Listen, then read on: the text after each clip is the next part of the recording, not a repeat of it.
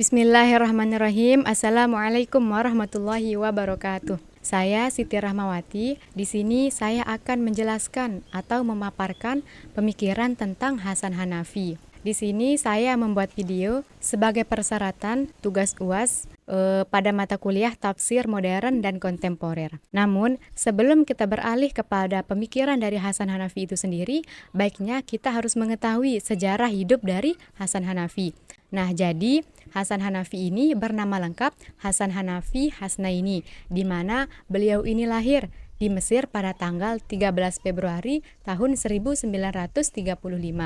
Di mana Hasan Hanafi ini sejak kecilnya itu masa kecilnya itu sudah didominasi oleh penjajah dan kondisi politik. Nah, sehingga ketika berusia 13 tahun, Hasan Hanafi ini menawarkan dirinya untuk menjadi sukarelawan perang melawan Israel.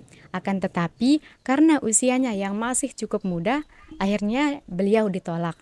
Nah, kemudian ketika naik nih di bangku SMA, Hasan Hanafi melihat secara langsung bagaimana tentara Inggris itu membantai para syuhada yang ada di terusan Suez.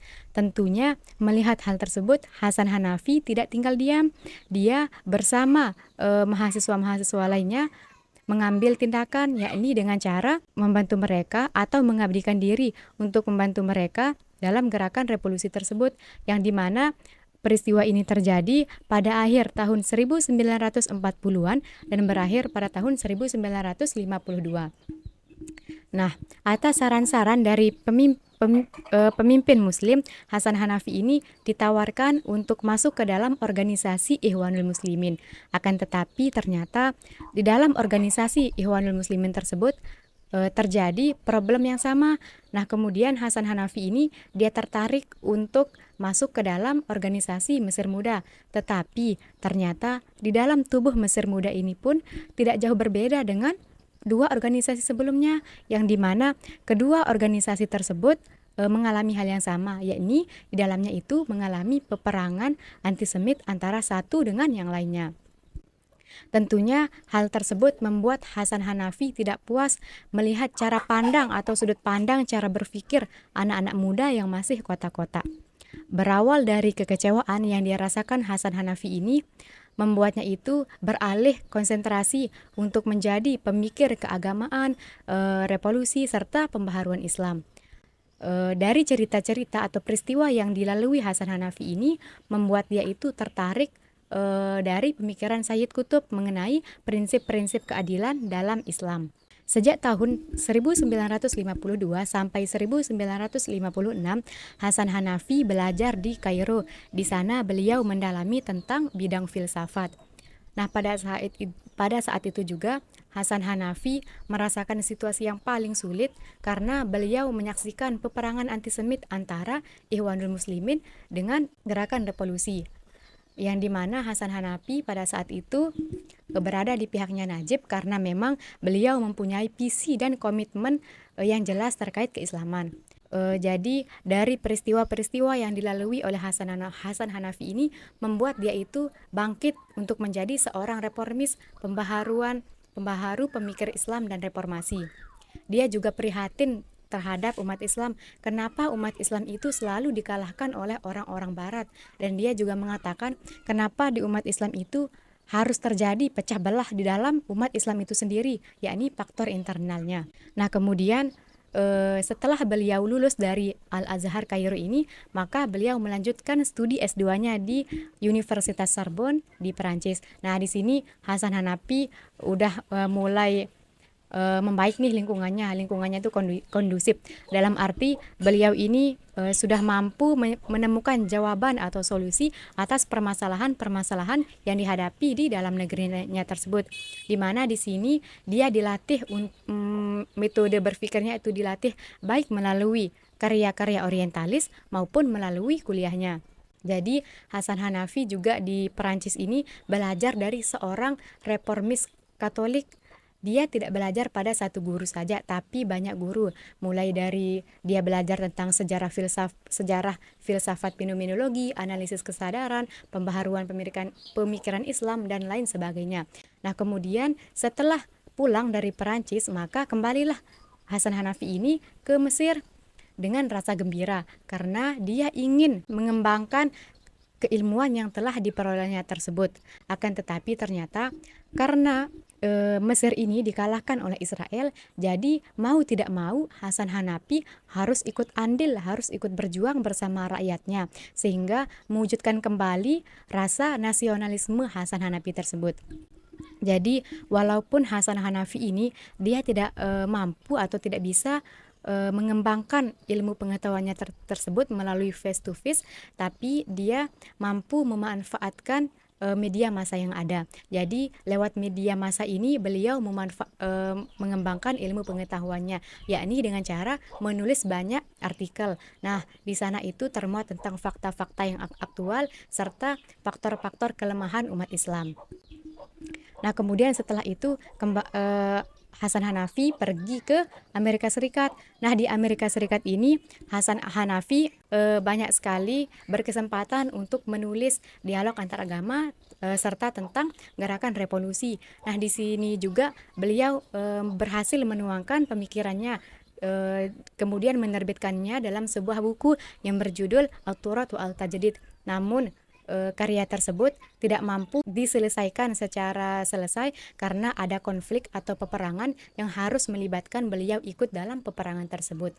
Nah, kemudian pada tahun berikutnya nih Hasan Hanafi berhasil menyelesaikan buku yang tadi, akan tetapi beliau merubah judulnya menjadi Al-Din wa At-Turat. Jadi setelah apa yang saya paparkan tadi bahwasanya Hasan Hanafi menimba ilmu atau pergi ke beberapa negara sehingga hal tersebut menambah akan wawasan beliau mengenai faktor-faktor apa saja yang menjadi penghambat atau kelemahan umat Islam itu sendiri. Jadi Hasan Hanafi ini sejak kecilnya sudah memiliki rasa keprihatinan yang tinggi akan Islam. Jadi beliau ini menuangkan pemikirannya itu dalam sebuah pemikiran yang berjudul Kiri Islam. Nah, jadi sebelum lanjut ke sana, dia adalah Hasan Hanafi ini tokoh yang pertama kali mempopulerkan tentang oksidentalisme ini. Namun, sebelum adanya oksidentalisme ini, sebelumnya itu sudah terbit yang namanya orientalisme. Nah, jadi orientalisme ini adalah suatu kajian barat yang dijadikan objeknya itu timur, yang dimana mereka itu mengkaji semua ruang lingkup umat Islam itu sendiri, baik dari struktur, religi, budaya, tradisi, dan lain sebagainya. Tentunya pemikiran-pemikiran mereka tentang umat Islam itu sangat kontradiktif dengan agama Islam itu sendiri. Nah, jadi Hasan Hanafi ini di dalam bukunya Muqaddimah fi Ilmi al-Istighraq mengatakan bahwa oksidentalisme ini adalah sebagai antitesa dari orientalisme itu sendiri. Artinya oksidentalisme ini sebagai tandingan dari orientalisme itu.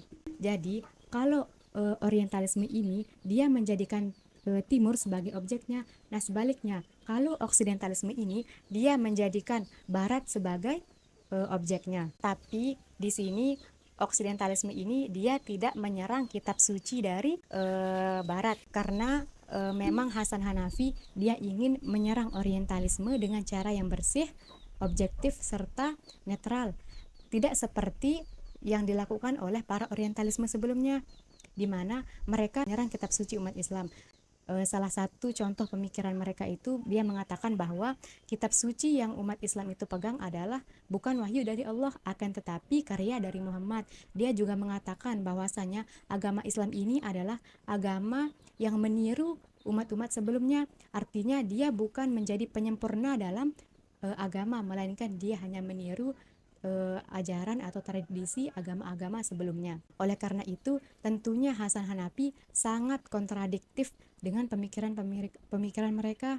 Bisa-bisa saja sebenarnya oksidentalisme ini menyerang kitab suci mereka, akan tetapi kalau kita menyerang kitab suci mereka, lalu apa bedanya kita sama mereka? Tentunya Hasan Hanafi tidak mau seperti itu, sehingga menawarkan oksidentalisme ini dengan cara kerja yang bersih, netral. Jadi Hasan Hanafi ini bermaksud kenapa menciptakan oksidentalisme ini tidak lain hanya untuk menghilangkan pengaruh budaya barat yang artinya yang penuh mengandung kebohongan serta dusta mereka yang tidak berlandaskan dengan sesuatu apapun. Itulah yang ingin dihilangkan oleh Hasan Hanafi dalam oksidentalisme ini. Nah, kemudian kita juga sebagai orang Timur memandang pemahaman yang semu bahwa semua peradaban yang barat itu kita jadikan sebagai pusat peradaban dunia, pusat kekuatan dunia. Kita menjadikan barat itu sebagai pusatnya ilmu pengetahuan, kita menjadikan barat itu sebagai pusatnya gaya hidup, kita menjadikan peradaban barat itu sebagai sebuah peradaban, sehingga hal tersebut kita akan bertumpu kepada peradaban yang ada di barat. Nah, hal inilah yang tidak diinginkan oleh Hasan Hanafi. Melalui karya oksidentalisme ini, Hasan Hanafi ingin kita itu bagaimana menyikapi peradaban barat. Artinya kita tidak menerima atau menolak ajaran mereka, tetapi lebih kepada mengkritisi mereka. Jadi di sini bahwasanya semua peradaban yang ada di dunia ini sama. Semua manusia yang ada di dunia ini adalah sama. Nah, jadi selain Hasan Hanafi ingin menghapuskan pengaruh barat ke timur ini, dia juga ingin menyamaratakan peradaban. Artinya, di dalam sebuah peradaban itu tidak ada yang lebih tinggi dan tidak ada yang lebih rendah. Artinya, semuanya itu rata, sehingga satu sama lain tidak saling merasa dijajah. Mungkin hanya itu yang dapat saya sampaikan. Assalamualaikum warahmatullahi wabarakatuh.